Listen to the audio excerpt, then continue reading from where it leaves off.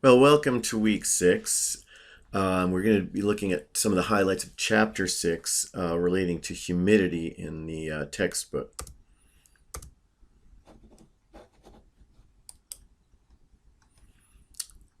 We're going to start this off here is just give you a quick overview of H2O in general in Earth. And you can see that, the fixed quantity of water in Earth, we distribute it in 3 phases, okay, solid, liquid, and gas. And you can see that the ocean has 97.2% of liquid water. Glaciers have 2.15%. That's almost all of the H2O. So let's take a look at this next graphic here, and you can see that the atmosphere is only 0.001% of H2O. Now that seems like a very small amount compared to the ocean water and ice and glaciers on the planet. But this 0.001% is extremely important when we start talking about meteorology. Now, humidity. What is humidity? It's the amount of water vapor. Now remember what water vapor is. It's H2O in the gas form. Okay, it's a gas. Can't see it. It's invisible to the human eye. This is extremely variable in the atmosphere, and a little later on in the lecture today, I'm going to show you a satellite image using infrared photography of just how variable this is. All right. Now, we have many different ways of measuring humidity, and this can cause some confusion in meteorology. Let me just run through this first list quite quickly for you. Vapor pressure, mixing ratio, specific humidity, absolute humidity, relative humidity, dew point, and precipitable water. But before I run through any of these, let me just say this. The mixing ratio, specific humidity, and absolute humidity aren't really used that much in meteorology. We certainly are not going to use them. So we're not going to use all on this list. All right, so vapor pressure. Let's start off with that one. What is vapor pressure? It's simply the amount of atmospheric pressure that's contributed to the atmosphere by H2O gas. So how much pressure do these H2O molecules exert in the atmosphere? So obviously, the more of these H2O molecules in the atmosphere, the higher the vapor pressure. Okay, mixing ratio, again, this is not something we're going to really be using. You can just read that for yourself on there, what it is. Take a look at the formula in the book as well for your own information. But trust me, it's not something we're really going to be using in this course. Same with specific humidity. Again, it's another way to look at how much H2O gas is in the atmosphere, but we will not be using this. Okay, so let's move on to the next page. Absolute humidity, occasionally referring to this, the mass of the water vapor per unit volume of humid air. Again, not occasionally you might see a reference to absolute humidity, but not very often. Saturated air, this is important. Okay, this is the term given to air at its maximum humidity. Okay, in other words, saturated air is going to be a description of the atmosphere with the maximum amount of H2O H2O gas molecules in the atmosphere. In other words, one way to look at this is the atmosphere can only hold, as it were, so much water vapor before that water vapor condenses out into either liquid cloud or ice crystals in clouds. Okay. If you take a look at this, actually, let's do this first. I'm going to go back to that chart. I think this will make a little more sense if I talk about relative humidity first. This is the most used term for humidity in meteorology, relative humidity. Well, what's it relative? Why do we say relative? The relative humidity of the atmosphere, it's relative to the air temperature, okay? Relative to the air temperature. In other words, if the temperature increases in the atmosphere, more water vapor can exist.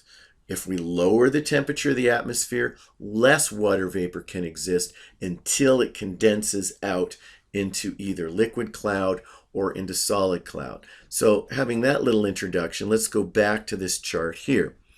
Just look at table 6.3 first, the variation of saturation vapor pressure with temperature. Well, really, what does this mean?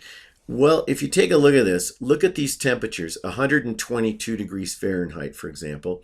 This is how much water vapor can exist. Okay, that's a lot. We're gonna measure that in millibars, but the higher this number, the more water vapor there is. Let's lower the temperature. Let's go down to freezing. Look at this small number. So look at this temperature, or look at this amount of water vapor, a measure of water vapor, a measure of the number of H2O gas molecules in the atmosphere compared to this up here.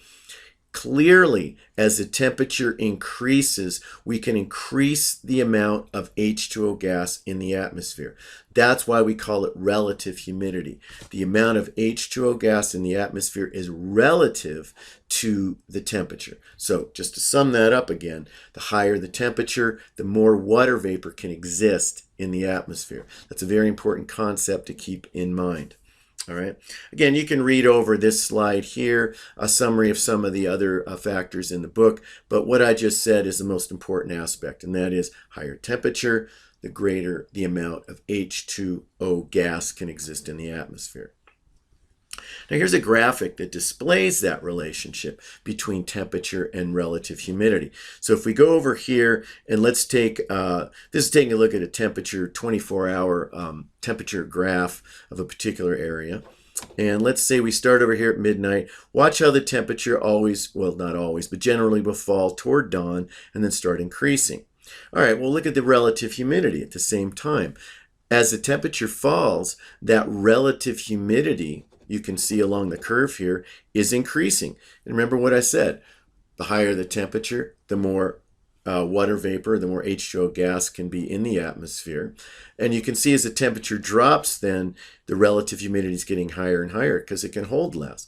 Anyway, so there's an inverse relationship between temperature and relative humidity. The lower the temperature, the higher the humidity, and then as the temperature increases, the lower the relative humidity because there's more room, as it were, in the atmosphere for H2O gas when the temperature is higher. So just take a look at that. It's a very simple relationship. It's an inverse relationship between relative humidity and temperature. So dew point, we're going to see these on station models. You'll see them when you do that on a surface analysis. So the dew point, what is a dew point? Well, it's simply the temperature at which the air becomes saturated given the air temperature. So given an air temperature 50 degrees, we reach 100% relative humidity when the dew point's 50. So when the dew point and the atmospheric temperature are the same, you've reached saturation, or 100% relative humidity. Okay, it's really a pretty simple concept. All right. Another concept we're going to see later on, we'll use this in weather forecasting. It's called precipitable water. Okay, so in other words, if we took a column of the atmosphere and we condensed that down into precipitable water, to liquid water, how much would that be? So, that varies tremendously. And as you can see here, it's higher in the tropics. But even here at these middle latitudes where we live in North America and the United States, precipitable water can vary from day to day, from hour to hour. And I'm going to show you that in a few minutes from a satellite image. So precipitable water, then the depth of the water that would be produced from a vertical column if we condense that into liquid water. Now, there's many different types of instruments for measuring water vapor. You can go take a look in the textbook. They'll see some photographs. I've got one in here. Hygrometer is one, measures the water vapor concentration of air. Dew point hygrometer. One you might be familiar with is down here, a hair hygrometer. A lot of the instruments that you buy and use in your house, you might have a hair hygrometer. What is it? It uses human hair. Human hair changes in length in response to the relative humidity. And so, for example, our hair length will lengthen as the relative humidity increases. So as that relative humidity changes, the hair will shrink and expand and it'll move a dial. There's many other different types. On one of our automated surface observing systems in the United States, this is what a hygrometer will look like, something that measures the relative humidity. Sling psychrometers have long been in the field what we've used to measure the relative humidity. It's an interesting instrument. It contains two thermometers. One is just a regular, what we call a dry bulb thermometer. The other is a dry bulb thermometer with a wick that we soak with water. Then we take this handle and we spin it or sling it. This is why we call it a sling psychrometer. As we sling it, the side with the wetted wick, water will evaporate off that wetted wick depending on the relative humidity of the atmosphere. Let's say, for example, we do this and the relative humidity is 100%. That means then no water will evaporate off of this end, and that temperature will not be any different from the dry bulb. So if we slung this instrument, the Sling psychrometer, in a 100% relative humidity situation, both thermometers would be reading the same. Okay. Let's say, however, we're slinging this in a very dry situation. Well, if the air is relatively dry, a lot of moisture will evaporate off of this one right here, and in that case, we get what's called, a reaction where it draws heat from the environment. It will cool off. So then the difference will be quite great between the dry bulb temperature and the wet bulb temperature. And when we look at that, we talk about, I'll show you this next chart here.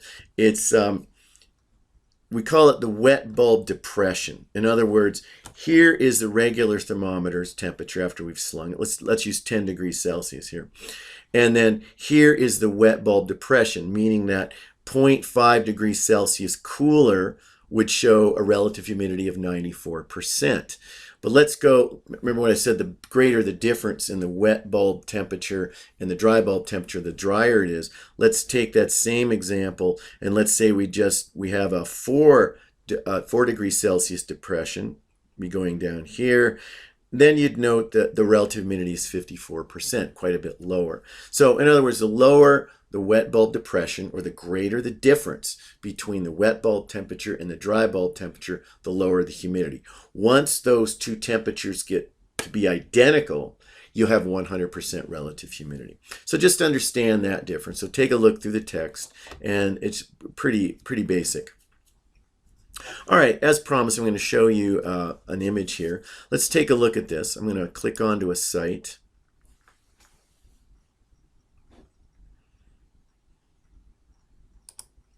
Okay, what we're looking at, by the way, this is, if you haven't gotten onto this site yet, this is probably my favorite meteorological site. I mean, I have many favorites. If I had to choose one, this would be it. This is weather.gov. This is the National Weather Service site. And what we're looking at right here, these are a number of different satellite images you can get. Now, up here in my office on Sunday, September 11th, taking a look at this. So this is what the map you're looking at.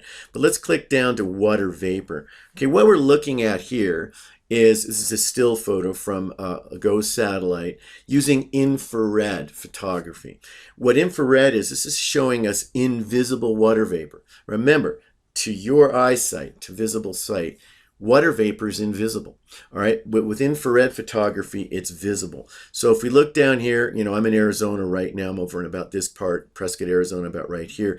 This brown is indicating very little water vapor. But as we get into the white and then even the blue, this is indicating more water vapor. Look how variable it is. Look at this just right now, Sunday, September 11th. Look how variable the water vapor is.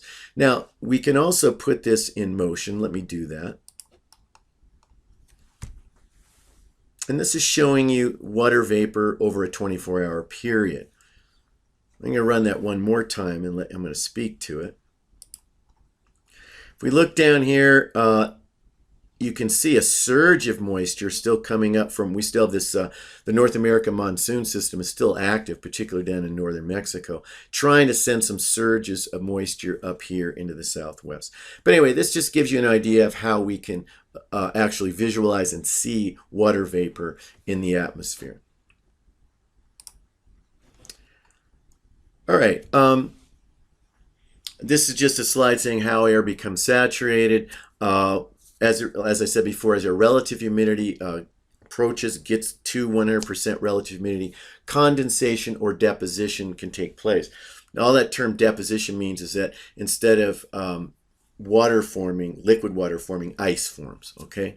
So condensation or deposition will form clouds. And remember, clouds are either liquid water or solid ice. Clouds are not water vapor. You cannot see water vapor. All right, we're going to take a look at what we call adiabatic processes right now. And what does that term adiabat or adiabatic mean? It means that air can rise or fall in a parcel of air without exchanging any temperature from the surrounding air. Okay, so let's take a look at this. A rising parcel of air in this first bullet will expand and cool. Okay, it's rising air, it's going to expand and cool. If it's not going to exchange any heat from the outside, that rate is approximately, cooling rate, approximately 10 degrees Celsius per 1,000 meters of ascent. Now, if you want that in Fahrenheit and feet, it's about 5.5 degrees Fahrenheit for 1,000 feet. So in other words, not exchanging air, ascending air will cool at the rate of 10 degrees Celsius per 1,000 feet. All right, we call that the dry adiabat because this air is not saturated, okay? Its relative humidity is less than 100%. Now, second bullet down though, if this air continues to rise until it reaches 100% relative humidity or saturation point, clouds will form. It condenses, clouds are going to form. And if it continues to rise with those clouds, when those clouds have formed, it's now going to cool off at a lower rate. We call it the third bullet. It's the moist adiabatic rate, and it's lower than the dry adiabatic rate. That rate is 6 degrees Celsius per 1,000 meters. So why is it a lower rate? Why doesn't it cool off as fast? Because remember, that when we've got water vapor, dry adiabatic rate, rising up. When we condense it into water or ice, there's a release of heat. We call that the latent heat of condensation. So now you've got a cloud releasing heat. So it's heating the environment, and as it rises, it's not going to cool as quickly. It's going to cool at a lower rate, what we call the moist adiabatic rate. So here's just a visual on it. If you want to take a look at this, this is what, here's this bubble of air, as I'm describing. Bubble of air starts to rise. Okay, for every 1,000 meters of altitude it rises, temperature will fall 10 degrees Celsius. So it's gone from 30 to 20 to 10 through 2,000 meters. And the opposite will happen as it falls. In other words, if this air, for whatever reason, we'll talk about that in a minute, but for whatever reason this air wants to descend, it will compress and warm at the same rate. This is the dry adiabatic rate. Unsaturated air, that means the relative humidity is less than 100%. It's less than saturation point. Okay, now in meteorology we have a term called stability. Okay, what does that mean?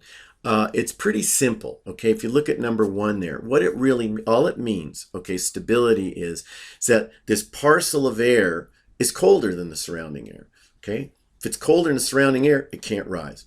It might start rising up, it'll fall back down. Stable air is air that cannot rise. In other words, we can't get one of these bubbles of air rising because its internal temperature, okay, is going to be colder than the surrounding air in the environment. If it's colder, it's heavier, it won't rise, okay? So stability, the inability for air to rise. Okay, now here's one way we look at this. We look at these charts. Let me explain this. The dry adiabatic rate always stays the same. That doesn't vary. That's what this red dashed line is right here. So you can see the dry adiabatic rate. The temperature will decrease from right to left. You can see 30 degrees Celsius, 20 degrees Celsius, 10, and so on and so forth. But remember, the dry adiabatic rate is constant at 10 degrees Celsius per 1,000 meters. Now here's a tricky part. The environmental lapse rate, or what your textbook would call a sounding, is we send balloons up twice a day from various locations around the world to see how quickly the temperature falls in the surrounding air, okay? That can vary. This environmental lapse rate can be all over the place, can vary considerably. This is just simply an example that you're looking at right here. So we send up a balloon. It tells us the sounding, or the environmental lapse rate, is 4 degrees Celsius per 1,000 meters, okay? 4 degrees Celsius per 1,000 meters. Okay, that means that as we ascend, let's go up to 1,000 meters here. I'm going to take a look at the dry adiabatic rate. This is the parcel of air rising, not exchanging air. That parcel there, that temperature there will be at, and I'll put it over here, will be at 20 degrees.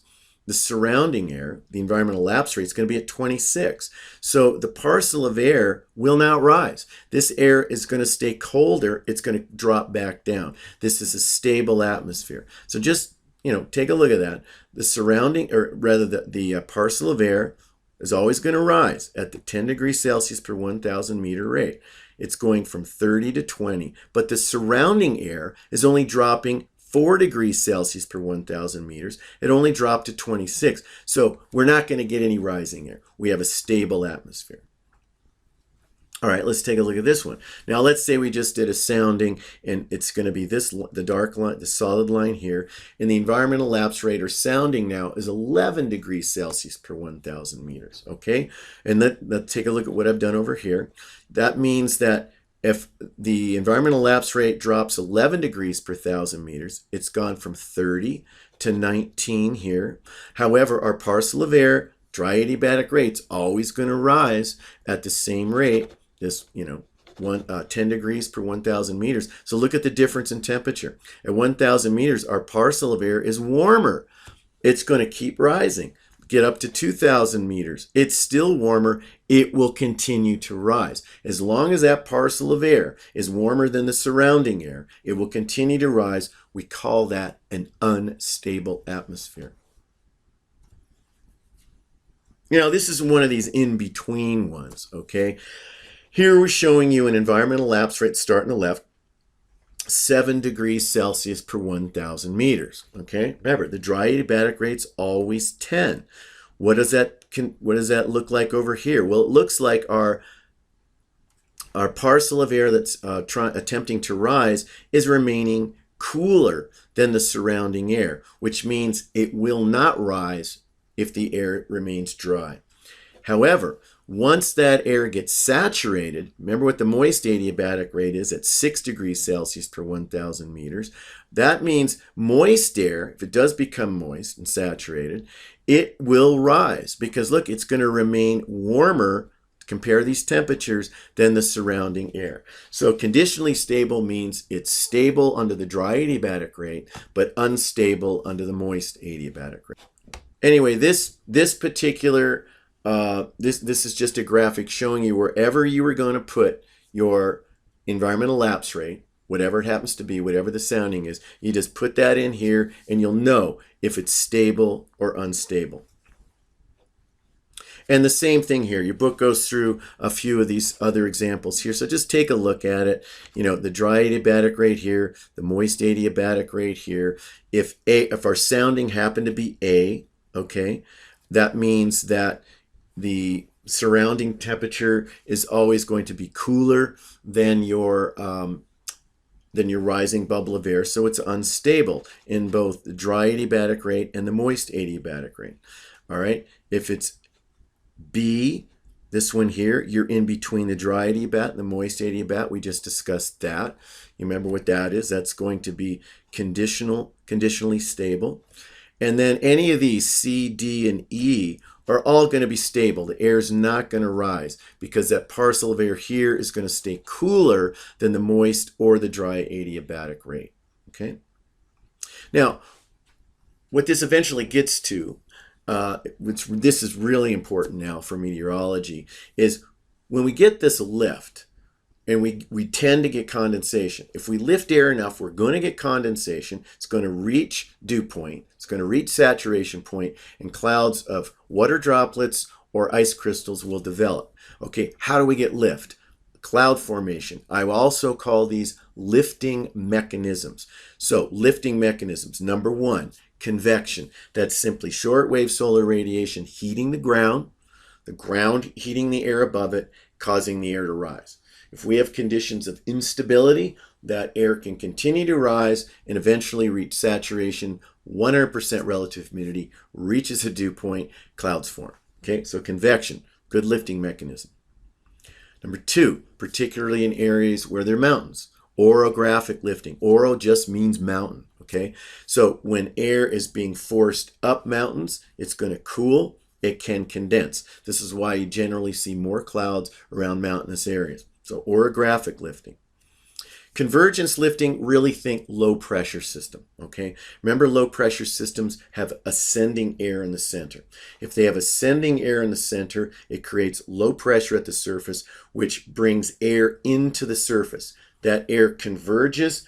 What happens when air converges right at the surface? It's got to rise. So lifting, convergence lifting inside a low pressure system is another form of lift. Frontal lifting, this is a very important one as well, because remember, fronts are boundaries between air masses of different densities. That air mass density is due to either temperature differences and or relative humidity, moisture differences. So you can see in this graphic here, we've got warm air that's going to lift over cold air, or warm air can lift up cold air, either in a cold front or a warm front. There's frontal lifting to create clouds. Finally, I'm just going to leave you with a photograph I took several years ago where I used to live.